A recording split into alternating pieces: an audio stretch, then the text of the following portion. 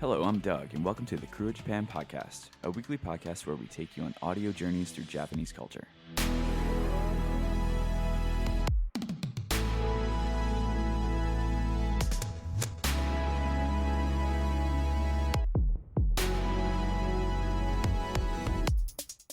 Welcome back to the podcast. Today, we are going through our punch list of questions to help you, yes you, make sure you're ready for the JET application process.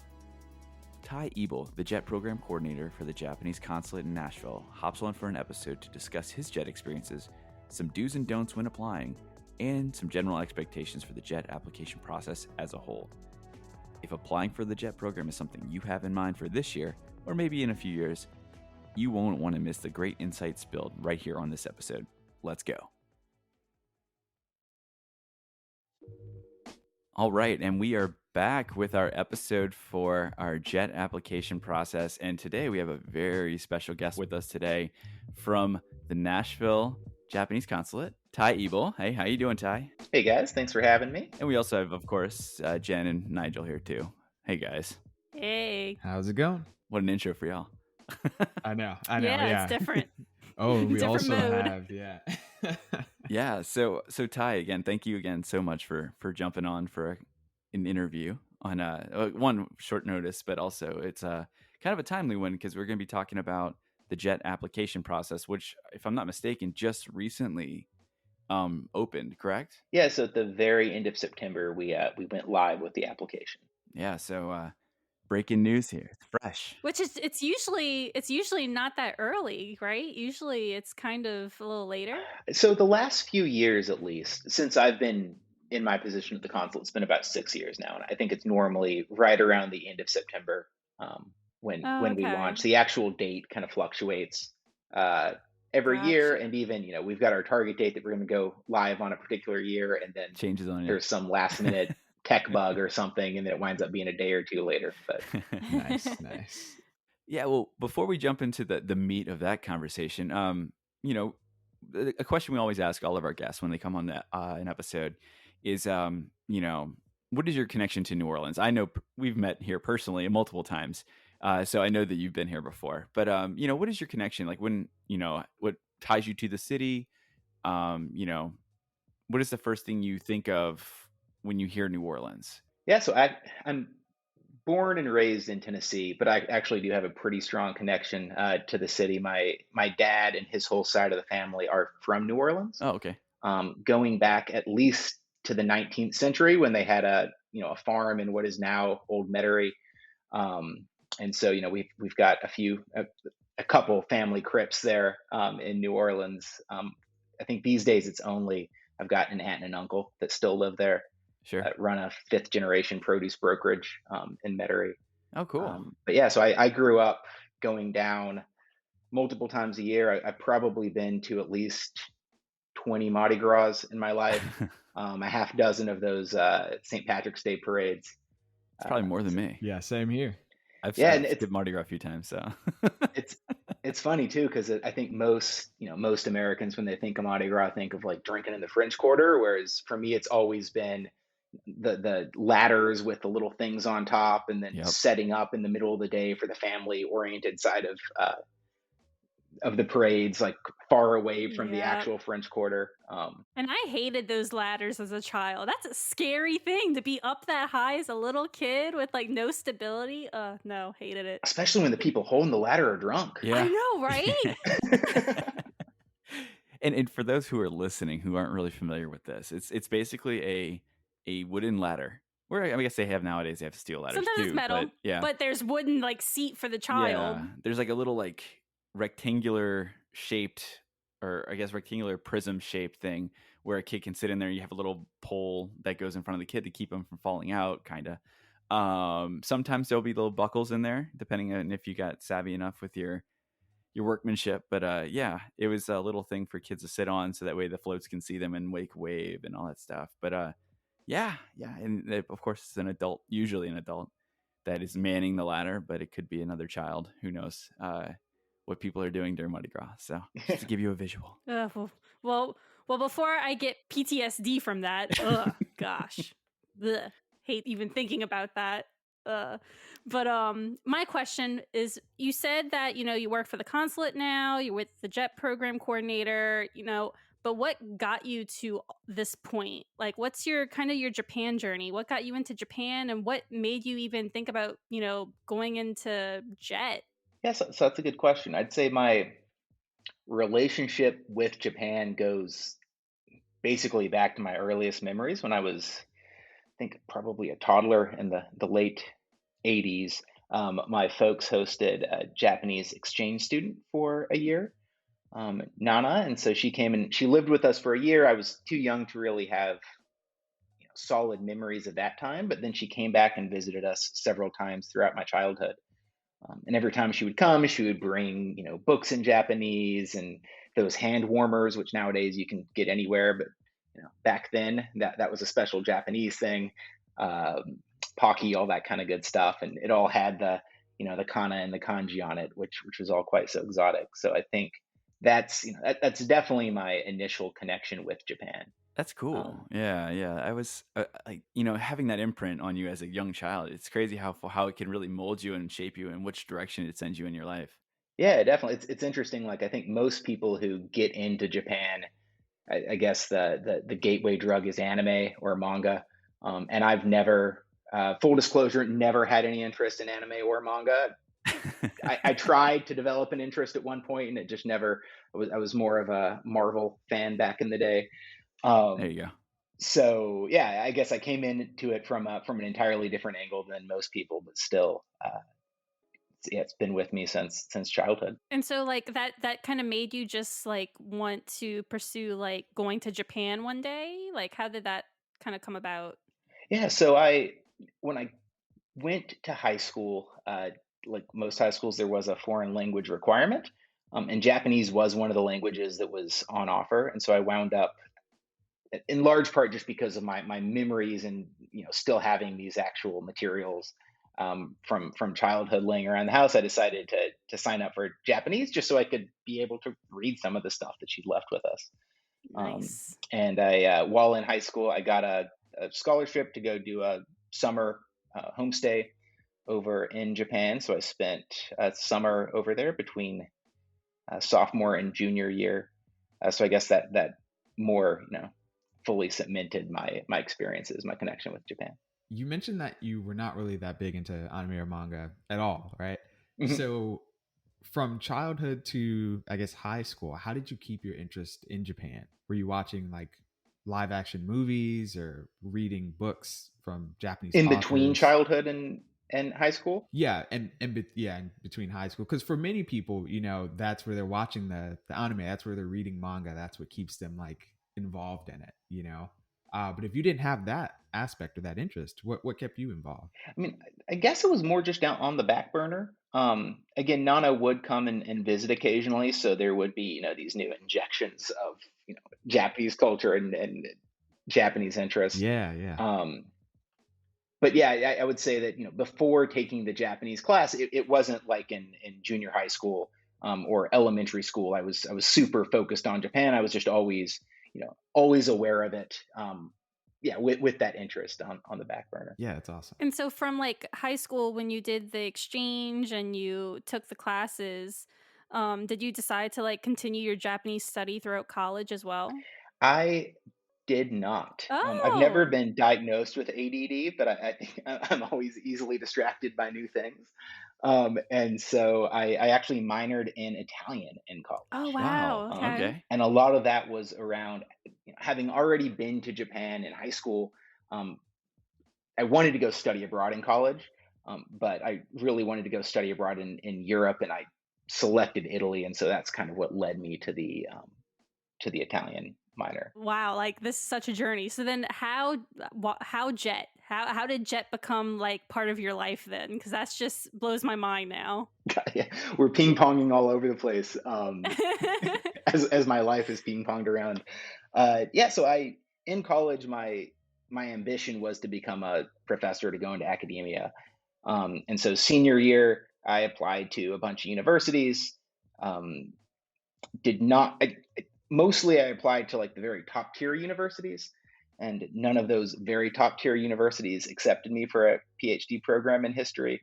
And just the realities, I think, of academia, I didn't want to invest all the time and money in a non top tier university for a PhD. So I started looking for other things to do after college. And one of my friends who had been a couple years above me, we were in the same fraternity. He was also a history major. He had actually gone on to get a master's degree in ancient Norse history, actually. And then he just randomly announced that he was going to be moving to Japan on the JET program. And I was familiar with it from high school. So both of my Japanese teachers that I had in high school were former JETs. And when I'd done the homestay in Japan, there was an ALT, a JET that was based at the school that I was going to, the high school that I was going to. So it was definitely something that I knew about, that I'd been exposed to. And that kind of brought it back to my attention. And so I wound up applying, and luckily enough, I was successful and got to go over there for 3 years. Where were you placed? I was in Kagawa Prefecture, Okay. which is on the island of Shikoku. It's the fourth largest island. And my homestay had actually been in Ehime Prefecture, which is neat. also in Shikoku, right next to Kagawa. Not sure if we'll get into this in the podcast, but when you apply to the JET program, you can list preferences about where you'd like to be placed.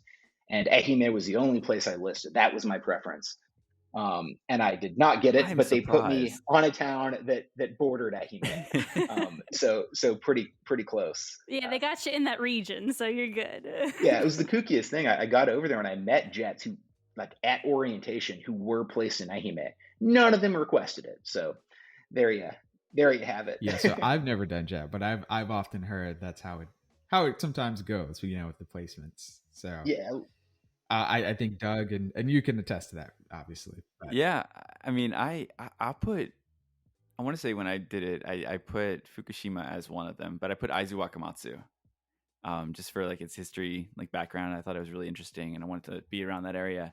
So I ended up getting Fukushima, but it was the complete opposite end. I was like on the Pacific coast of Fukushima. So, but I put like Tochigi and Ibaraki as well. So I kind of put that area where I was in a close proximity to Tokyo, but far enough where I could be like, oh, I'm not asking for Tokyo. Yeah. So that brings me to my question here. So the giant elephant in the room, obviously, over the past year and a half, the world has been dealing with COVID-19.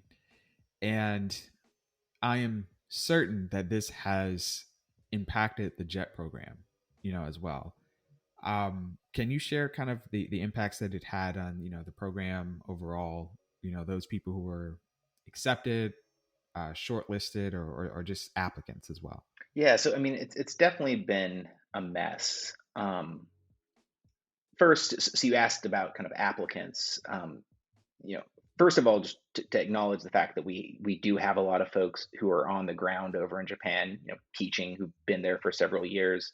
And I know for them, it was pretty scary there in the early days. Like here in the US, if you think way back to early, pre-pandemic COVID here in the US, January, February of 2020, I think it was an election year. It seems like every time there's an election year, there's a new like killer virus that's going to get us all. So this COVID-19 was just the newest thing, just like Ebola had been a couple years before. Whereas in Japan, first of all, they were much closer to China, but then there was that cruise ship, with a bunch of COVID cases that was docked there in Japan. A bunch of people had gotten off the cruise ship, so it was still all this unknown around the virus. And so I know it was, I think, a scary time for the folks that were over there, and some definite minority, but not an insignificant minority of people actually chose to break their contract in order to come back to the US, just because things seemed so unstable. Nowadays, at least for the folks in Japan, the experience when talking to my former Jets who are over there right now, it sounds like it's kind of like the American experience in some ways. Everyone wears masks, so there's not that interesting aspect of the American experience, but a mix of some people who feel comfortable getting together in larger groups, some people who only feel comfortable getting together in small groups, and some people who really try to limit their interactions altogether. Depending on where you are in Japan, the approach to the pandemic might be a little bit different. Kind of the restrictions that are in place can be a bit different. So a lot of similarities, I think, with the U.S. experience over here. For the folks who were meant to go to Japan, the 2020 Jets, I think it's been even, I know it's been even more difficult. So they were scheduled originally to head over to Japan in September of 2020. So right after the 2020 Olympics had ended. When the pandemic kicked off, it was going to be those 3 or 4 weeks to flatten the curve, and everything was going to be going back to normal. And so really, it wasn't until midsummer that it became clear that we weren't going to be able to get everyone over as scheduled.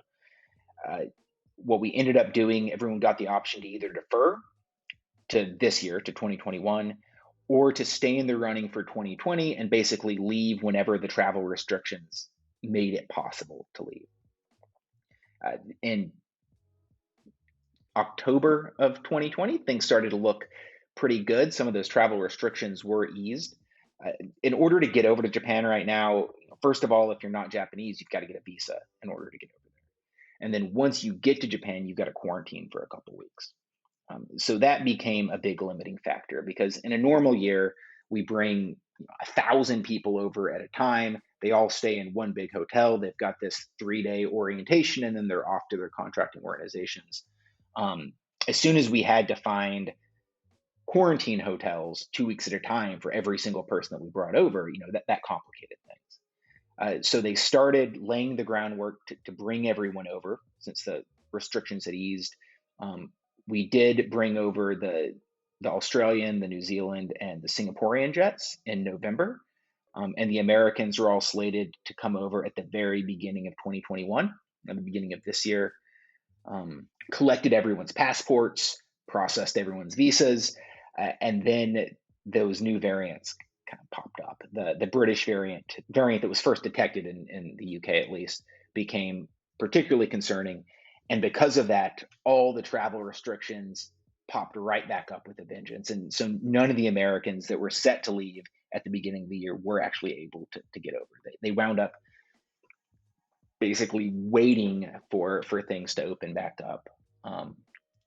Technically, nothing's actually opened back up, but we did finally, by summer, get some special exemptions. So we were able to start bringing folks over.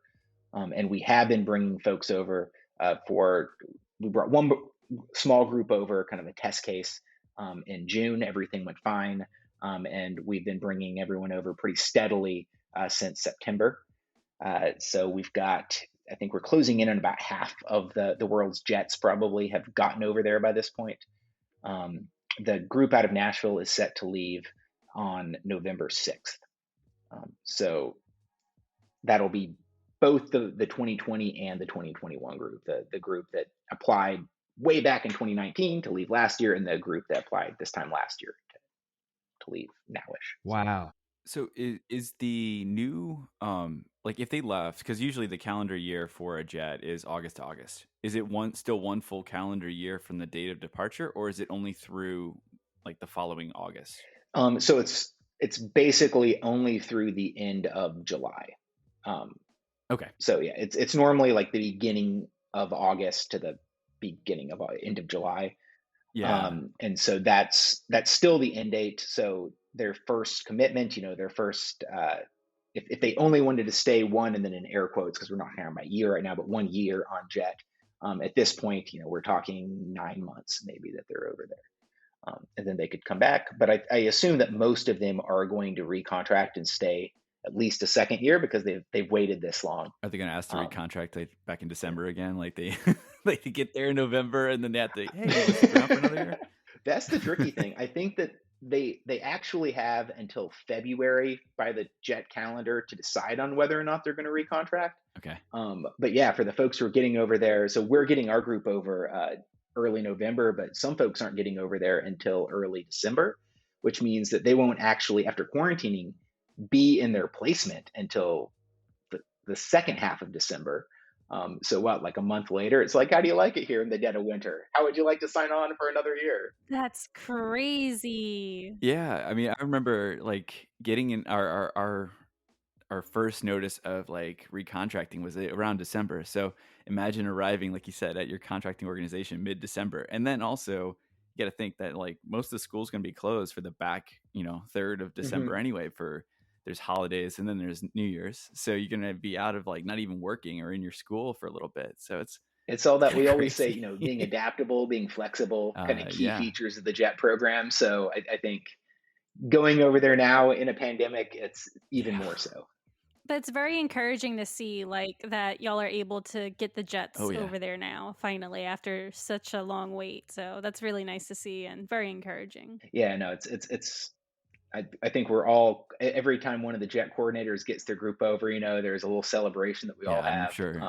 So yeah, just another month and, well, close to 2 months to go, and everyone will be over. So That's great, man. Fingers crossed that everything can go over without a hitch. I mean, it's those people. I feel so bad for like the 2019 applicants that have been waiting this long. Yeah.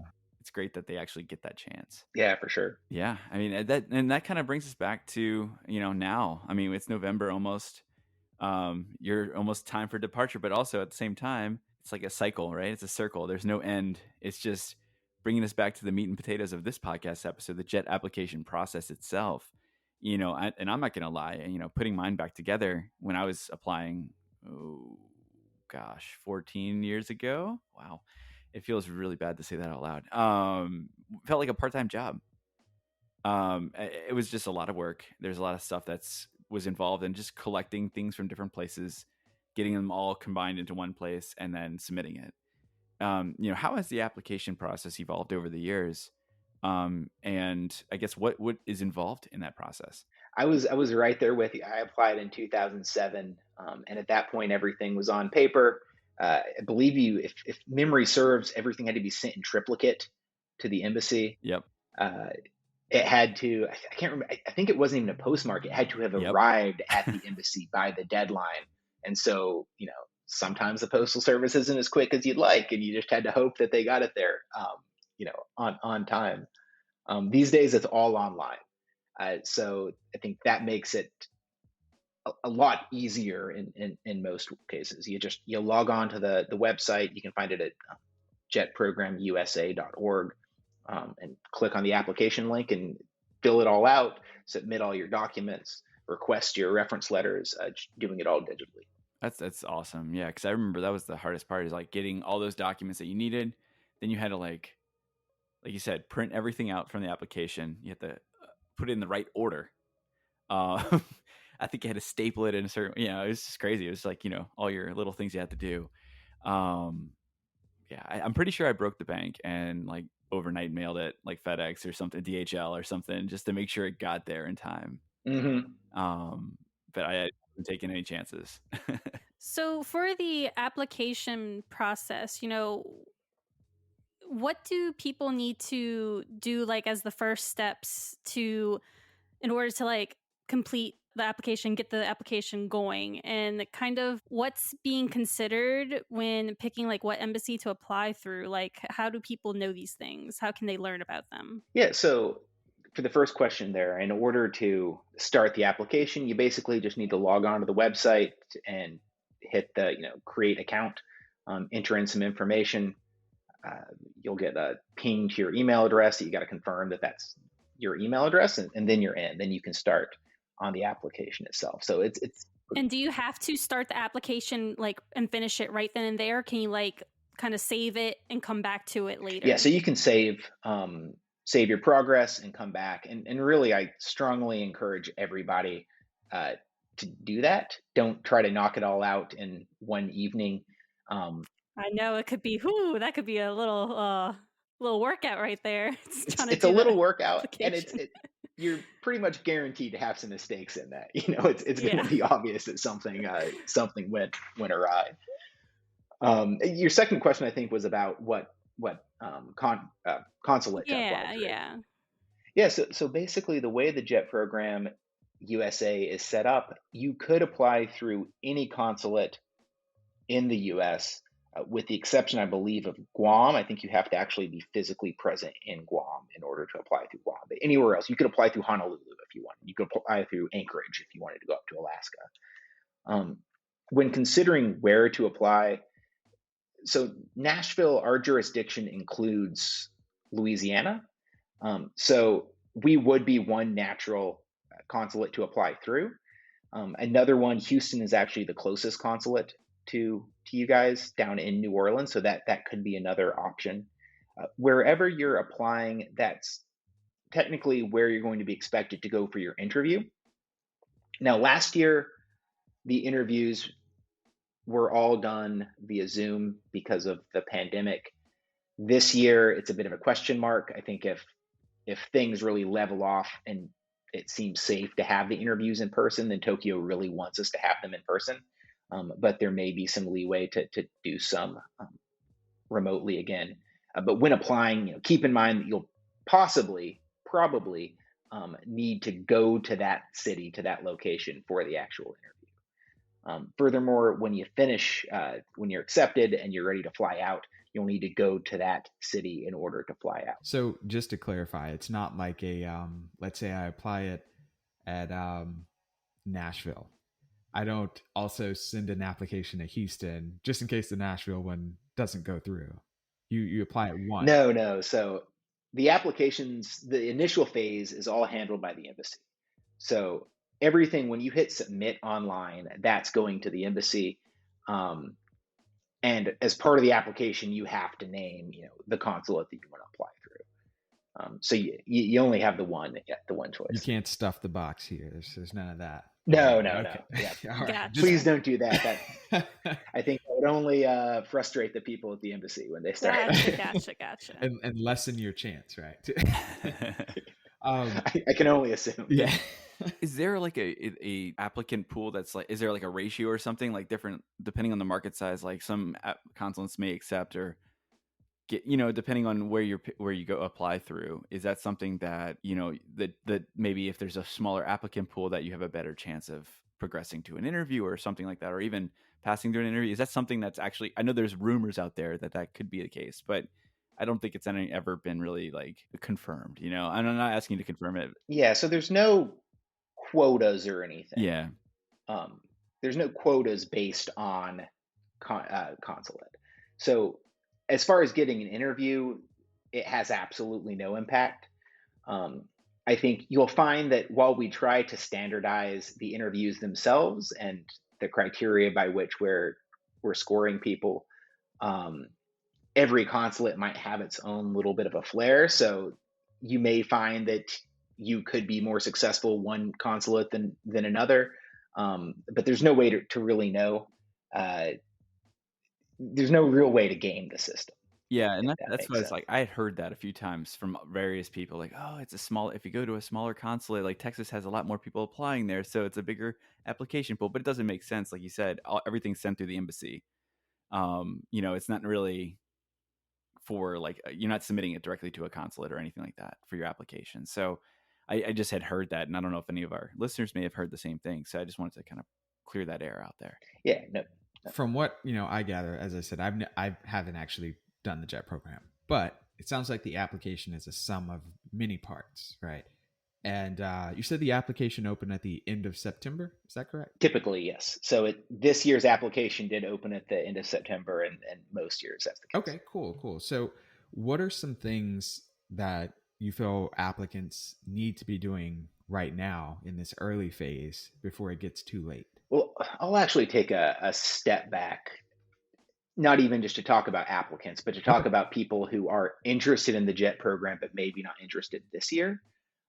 Because there's a lot, and I listened to the episode that you guys did with Megan a few months back. Anyone listening to this one, definitely go back and listen to that one if you haven't. It's great, really informative. And I think Megan makes a lot of good points that it is a selective program. And so there's a lot of stuff that you can do before you apply that can help you along the way.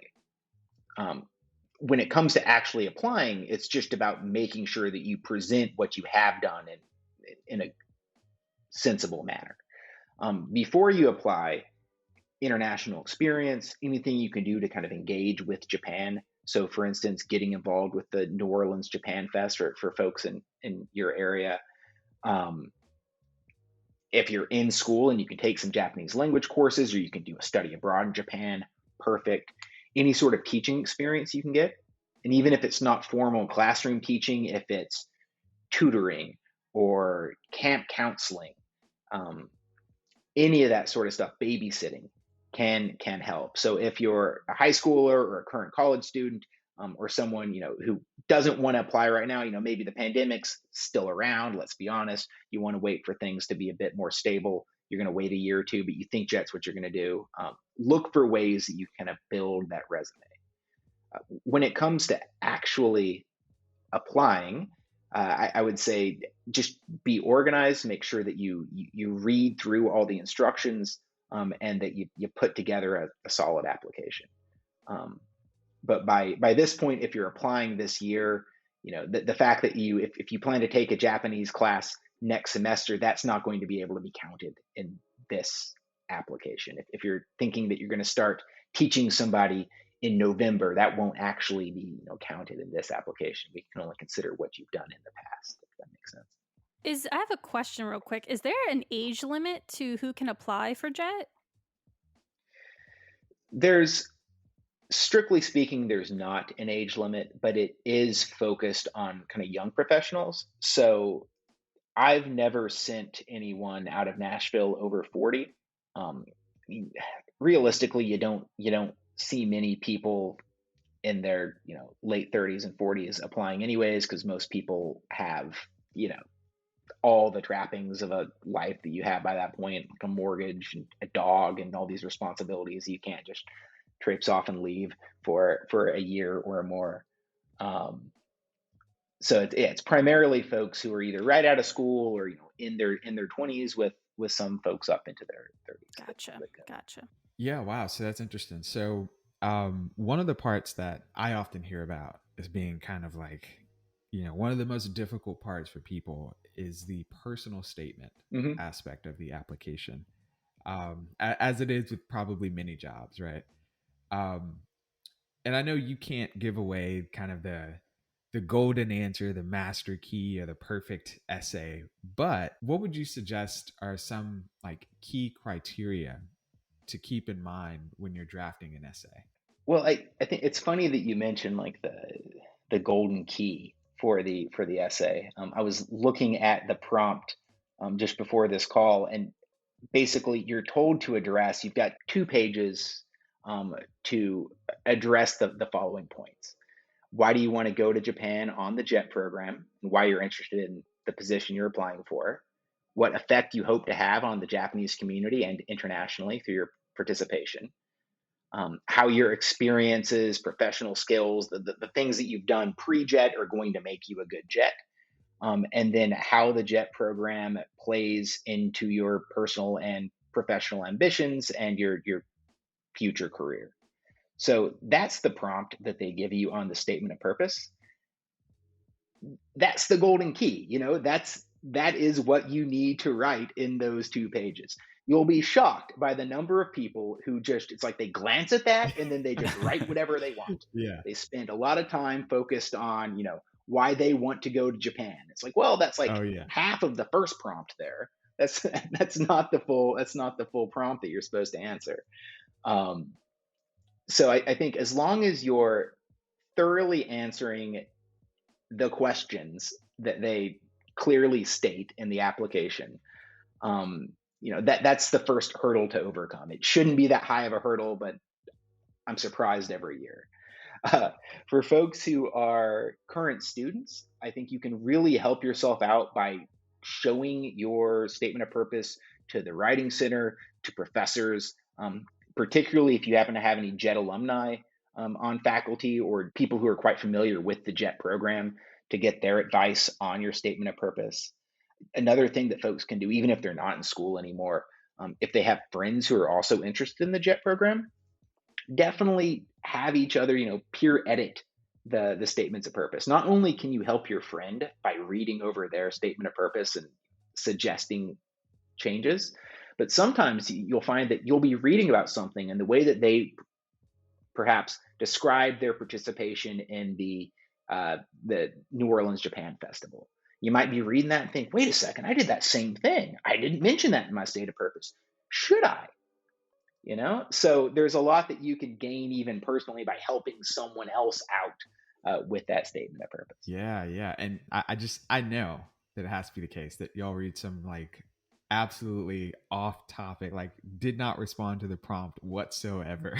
Like I know that comes through the pipe, probably more so than like the actual ones that respond to the prompt. Yeah, there's some bad ones out there.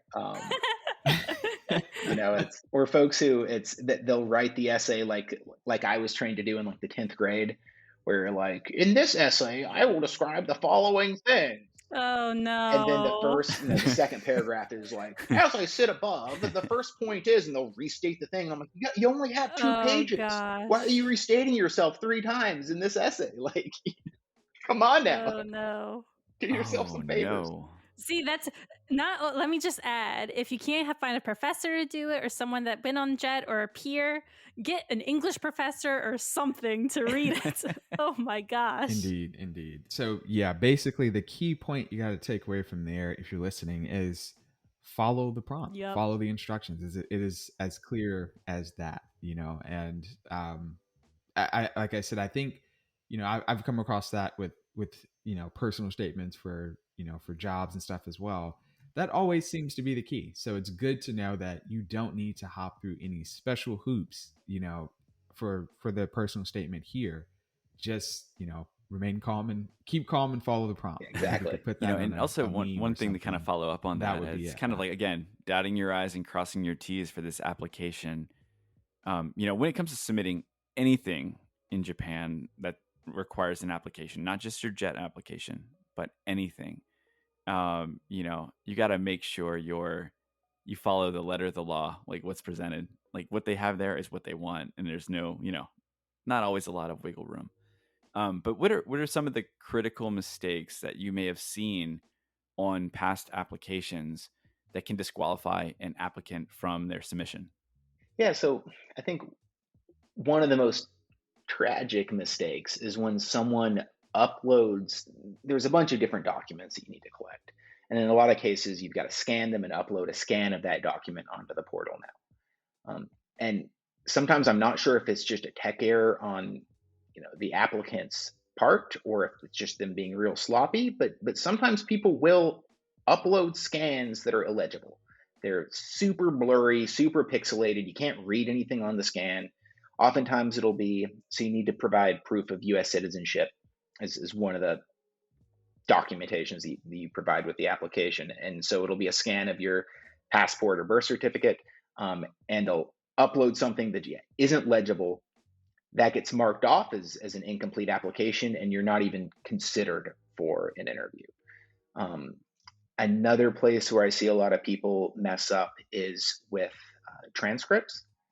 So, and this is covered in pretty good detail on the application website. There's like a frequently asked questions page. Read through all that stuff, guys, when you go to apply.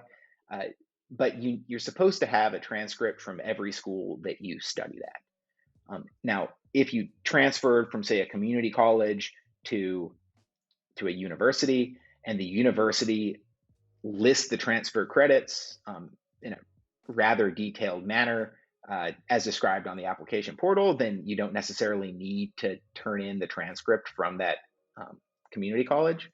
But if it just shows up on your university transcript as like 32 hours lump transfer credit, then you've got to also have the transcript, the official transcript from that community college, for instance. And I think nowadays, it seems like it's getting more common, at least here in Tennessee, where people go to community college for a year or two before they go on to university. And so I seem to be seeing more and more of it where people are just neglecting to upload a transcript that they need. And so they wind up disqualifying themselves. So here's a question for you as a follow-up to that. Let's say someone studied abroad, for example, the UNO Japan program. You study abroad in the summer, their summer program at least. You study abroad, and then you come back, your credits transfer back to UNO, the university. I've encountered on things where I've had to submit a transcript, the question of, okay, well, how do I list that I studied abroad at the university in Japan? Do I need to get something from that university, or is it sufficient just to have my transcript from my university where the credits show that they've transferred from that summer? Yeah, so in most cases, your home university is going to be sufficient in that case. And I don't want to paint with too broad of a brush because there could be very specific cases. For instance, if someone doesn't go through their university study abroad office to do a study abroad, so there's no official connection between your university and where you're studying abroad. In that case, you're probably going to need a transcript from that other university because it's not going to show up in a accurate manner on your university's transcript. But generally speaking, your university's transcript will cover the base for study abroad. If there is a concern or a question, is that like something they would just be able to reach out to the study abroad office to ask, hey, this is my situation. Is everything okay?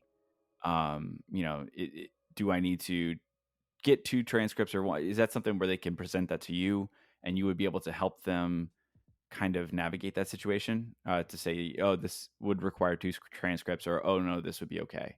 So I would say that I don't want to encourage people to do that just because I'm not really that much more qualified to judge than they are. So the criteria for whether or not you need an extra transcript is fleshed out in pretty good detail on the JET program website.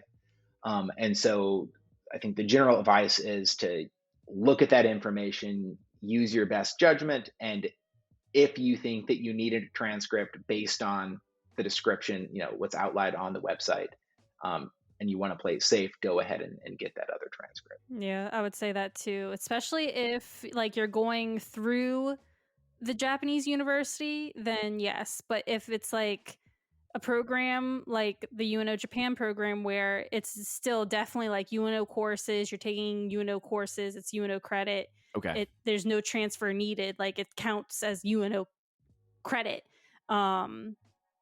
Then yeah, it would just be on your it would be on your transcript. But say someone who isn't from the University of New Orleans, they're from another university, but they come on the UNO Japan program. Then what I do is I transfer those credits that they got from UNO to their home university. Now, I did have an instant where a student was applying to med school. In a sense, he was like, listen, I need an official UNO transcript. Help me. And I was like, here you go. Here's your transcript. So that's kind of like an instant where, I mean, if you really want to get into the details, that would probably be an instance where you would need both transcripts because maybe your university didn't, put it in great detail of what courses you took. Maybe they just said, oh, 6 credits were transferred for this summer. And it's like, okay, well, what did you take that summer? Then you would come and talk to the university that the credit was actually given towards. So kind of hope that answers that question. And I know that they tend to be a little bit more lenient with some of those study abroad transcripts. So most of the time your university, Jennifer, back me up on this, tell me if I'm totally wrong, but if you've studied at a different university internationally, if you're getting credits for it, transfer credits from UNO, then UNO has a copy of that transcript from that other university. Like they've got something from that university. Yeah, they have something from there. Now, how they word it on your transcript, I'm not exactly sure about like exchanges, how that works, because exchanges, you are a university student from that Japanese university and you transfer those credits to your home university back in the US. So yeah, UNO would get a transcript from that university in Japan. So yeah, UNO should have everything. Your home university should have everything for you right then and there. And if they don't, talk to like the coordinator that you were working with for your exchange, and they can maybe help you further get that transcript that you may need an extra for. But yeah, that's it. But speaking of application, when is the application deadline? Is it November? Sometime in November? November 12th this year. November 12th. Okay. So say November 12th hits and applications are done, deadline set, and everyone who wanted to apply applied. We kind of talked, like you said, our last kind of jet themed episode with Megan DeVille. We talked about kind of submitting the application and the timeline of the next steps, and she was more talking about getting that acceptance, like, oh yes, I'm going to Japan, I got accepted into JET. I want to kind of know kind of this dread of this waiting game that applicants have from time of deadline of the application to when they get like their call of, hey, you got an interview. Like what's the waiting game for that? What's the next steps expected in this timeline of like from deadline to getting the actual acceptance? Yeah, so once the applications are all submitted, that's when they actually begin assessing everyone's applications and, as you say, kind of determining who's going to get an interview. And that takes some time. So they're normally not finished with that process until after New Year's, which means sometime in early January, everyone who applies will receive an automatic notification um, through the JET portal, letting them know whether or not they were accepted, and that they'll be contacted by their chosen consulate. And then typically within a few days, we'll follow up with information related to the interviews. The interviews typically take place at the very end of January or beginning of February. And it looks like we're going back to that this year. This past year, again, pandemic, things were a little different. The interviews ended up being in March. But yeah. So you're looking at 2.5, 3 months in between when you submit your application and when you interview if you're accepted. And then after the interview, when do you feel will hear if they got accepted or not? That takes another month and a half or so. So generally sometime in April. Basically what'll happen on our end is that we get to put together a very nice detailed report for Tokyo based on all the interviews and our recommendations. We'll send that off to Tokyo, and then we just have to wait for Tokyo to get back to us with who's actually going to be offered a slot. Okay. So yeah, usually that comes in April. Okay, cool. Okay, so for those of you applying to JET, there's your timeline. So try to be patient with, all the embassies and the consulates. They'll trust me. You're gonna hear from them. So just be patient. If you are selected for an interview, kind of like the essay or personal statement portion, what are some things that you should absolutely not do during your interview? Slap the interviewer in the face. Oh God, that makes me wonder if that happened. That's never happened. But I would say in general, and I listened to the episode that you guys did with Megan. I think she does a good job kind of pointing out. I think a lot of folks get real psyched out and nervous about the JET interview. A lot of the reason for that is because they're just not used to interviewing for jobs. So this is, it's a job interview. So you want to present yourself professionally. Keep in mind that it's probably going to be a 3-person interview panel, and they're going to have a bunch of different topics that they have to ask you about. So when someone asks you a question, try to thoroughly answer the question. Don't just give a one-word answer, but also be mindful of the time. We've got to interview a lot of people every day, and we've got to ask a lot of questions of every person. And so it can get difficult, and I would say it certainly doesn't help your cause if you're taking 5 minutes to answer a question, because you're just destroying the whole day for those interviewers. Everything is going to be behind schedule.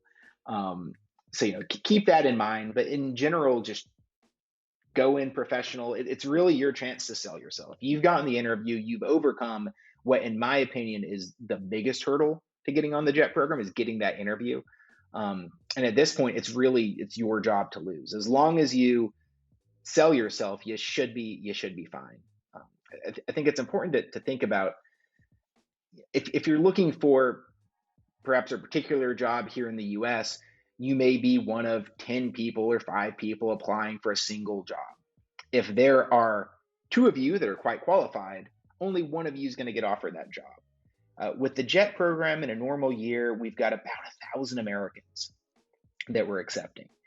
So you're not in this, tooth and nail battle with every other person. As long as you are one of the top 1,000 people, to interview in the country, which is, it's a bar, but you've got the interview. As long as you can show that, you're a good candidate, then I think your chances tend to be pretty good. So don't go in and say, these are my 3 top qualities. And just to reiterate, these are my 3 top qualities. Yeah, for sure. That personal essay you were talking about earlier. Don't do that. The other thing I always hate in an interview is like the long thinker. It's like you ask a question, it's like, oh, that's a good question.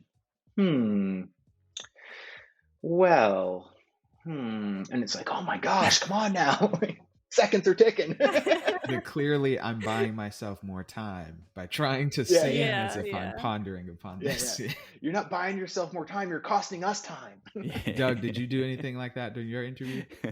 I think I mentioned this on our podcast with Megan, but I think I walked in to my interview feeling pretty confident and feeling good. And then I walked in and then I saw one of the panel people that was interviewing me was the teacher that I worked for at Loyola. And I nearly crapped my pants because I was like, okay, do I acknowledge the fact that I know this guy or do I play it off that I don't know him? I don't want to that kind of threw a wrench in I wasn't expecting that. And so it threw a wrench in my, I guess my confidence for a brief second. I mean, I ended up your mindset. Your mindset. Yeah. I just kind of winked at him and I just pretended like I didn't know him.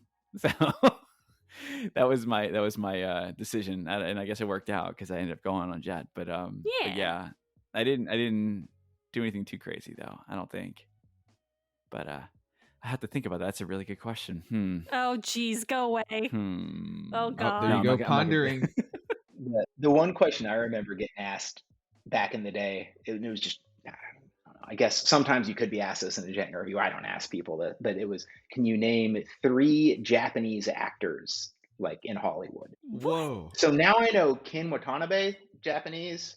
That's like, he was in Last Samurai. But yeah, I just remember I looked at them and I was like, I know you want me to say Jackie Chan, but he's not Japanese. And then they cracked up laughing and that was good. And we could move on to the next question. But it was like, I think they were just trying to see how I did under pressure, but I'm like, oh no, certainly doesn't fit into your qualifications to be a good ALT, whether you know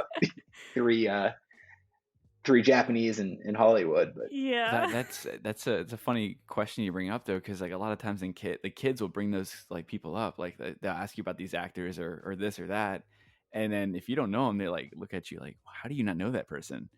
So it kind of helps you like, oh crap, is that an important question I should really think about? It's mostly Japanese baseball players here in the US. Like you gotta, like, before you go over there, make sure you know who they all are. Yep. I don't watch any sports really, but and I can't but I made sure I knew like the main Japanese baseball players, so when people ask me about them, I could fake along like, oh yeah, I'm all about that team. Oh yeah, Ichiro is my favorite player. That was or Daisei Masazaka, or like whoever it was at the time. I forget who was popular, but yeah, that was fun times in interviews. Yeah. So before we kind of wrap up, we're getting towards the end of our podcast episode today. But before we wrap up, we talked a lot about the interview process. We talked a lot about the application process.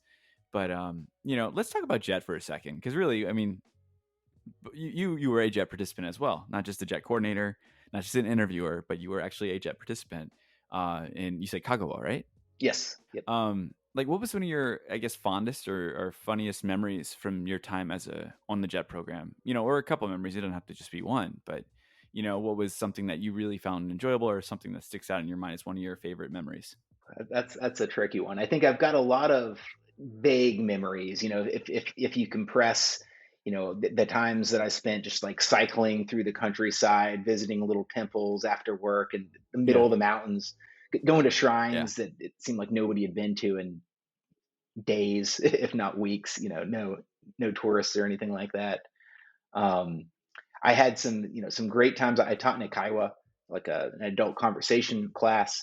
And so I made a lot of friends through that. So I had great occasions going out and doing cooking lessons with them, or one of them was a banjo player.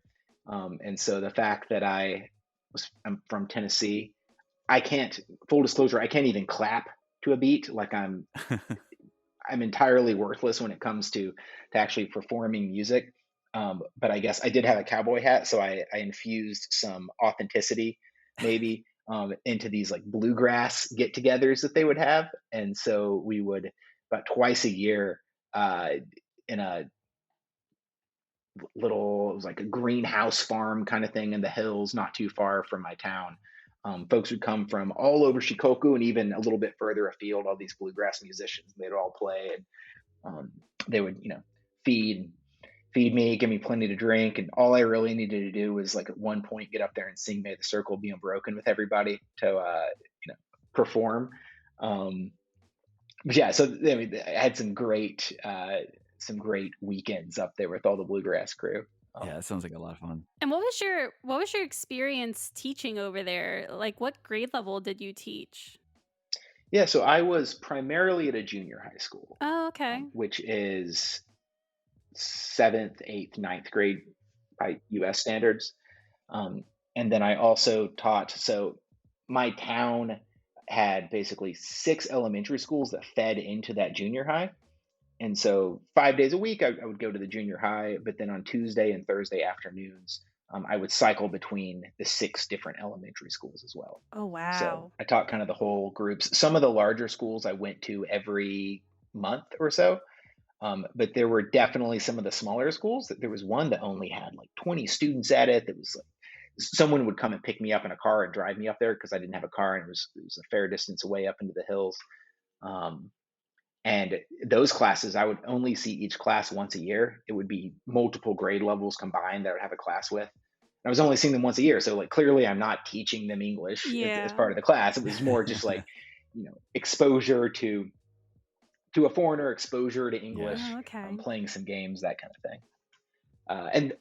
And that actually, it maybe this is my favorite memory. One of my favorite memories was it was probably my third year on the JET program. So I'd been around for a little while, and I'd spent a lot of time going to these elementary schools.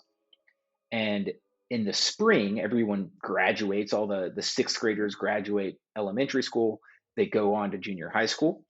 Um, and they get to junior high and they're all put into these new class groups and everything, and they might have a couple friends from their school that they know, but everybody else is new. I guess you guys can remember being a kid and going to a new school and you don't really know anyone and there's all that awkward energy.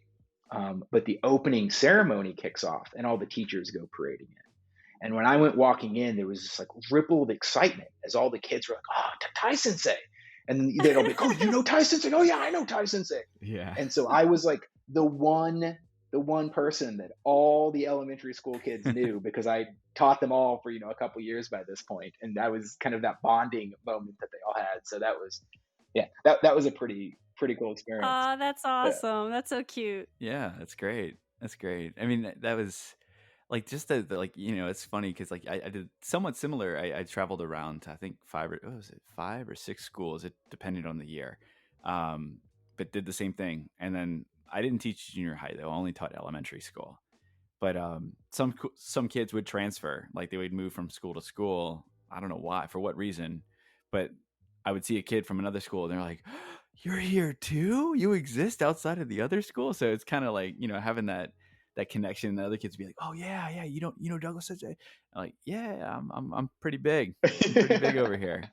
So Virtually a beetle, man. Come go to on. the supermarket, you see me. I'm like, "Yeah."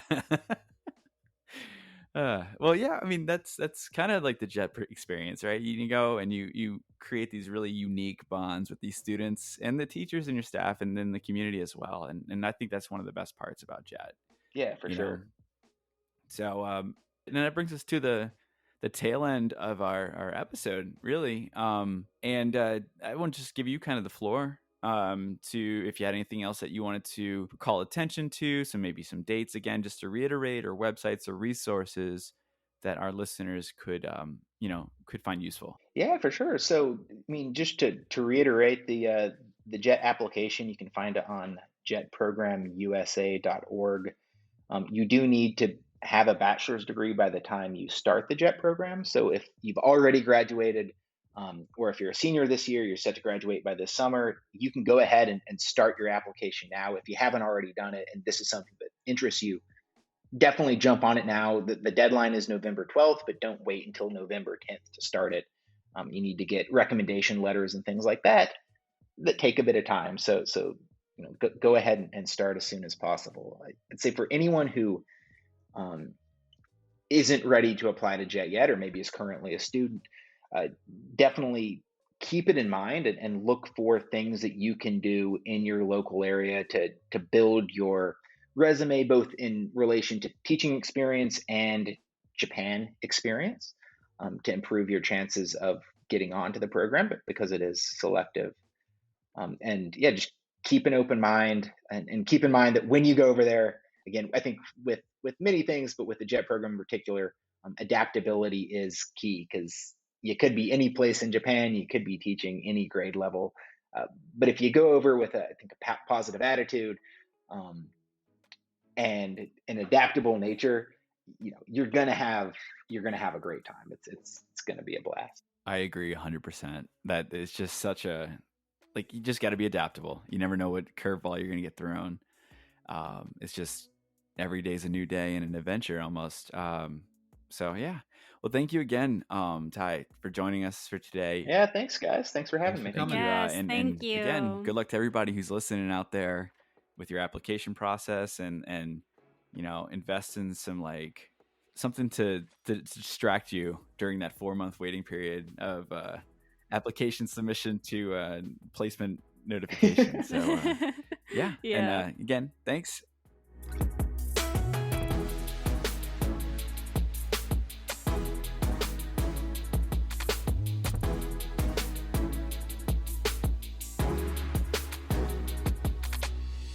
You got all that? That was a lot of information that can definitely help you along with the JET application. A big, big, big thank you to Tye Ebel from the Japanese Consulate in Nashville for joining us today for this discussion. The JET application deadline of November 12th will be here before you know it. Take this opportunity to make sure all those checkboxes are checked off, those T's are dotted and those I's are crossed. Wait. Anyway, don't procrastinate like me recording these outros. Get on top of this game early so you aren't stressing out when November comes around. And if you have any questions or need some input while working on your application, don't hesitate to reach out. I personally, for one, am more than happy to help look at stuff, help out, answer questions, review anything. Ask me.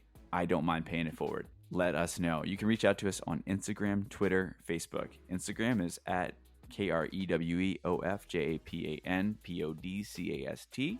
Twitter at Crew of Japan, KREWEOFJAPAN. And on Facebook, you can just search us for Crew of Japan Podcast. While you're there, give us a share. It's rhyme time today. And if you know someone applying for JET, feel free to pass this episode along. We appreciate all the support, and we want to pay it forward and help you guys out when you're applying for this program. That's it for today. Till next time.